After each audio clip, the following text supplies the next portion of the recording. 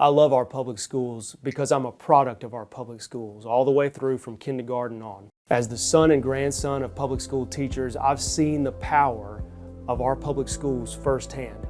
And as state auditor, I think it's important that taxpayers know that the dollars that we spend on public schools are benefiting the students and the teachers directly. Education spending accounts for over half of our state's budget, so it's crucial that we get it right.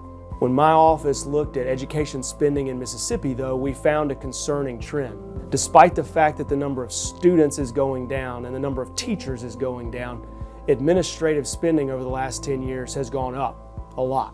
In fact, if the state had held outside the classroom spending steady per student in that time, we could have dumped another $358 million into the classroom. That could have paid for a massive teacher pay increase, more than $10,000 per teacher.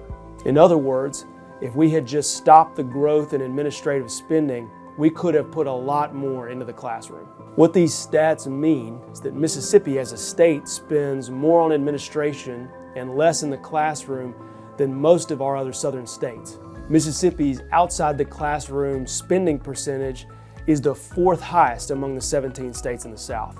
Mississippi also has a low ratio of students to the number of superintendents that we have here in the state. So let's do a quick comparison to a state like Tennessee. In Mississippi, the average superintendent only oversees about 3,300 students, whereas in Tennessee, the average superintendent oversees about 6,800 students. Now let me be clear. Our school districts are filled with some incredible people, and many of them do a great job, but there's always room for improvement. That's why we partnered with 6 school districts around the state, and we looked at every single expenditure that they had over the course of the last few years to try to help them identify savings, ways to take money from administration and put it into the classroom.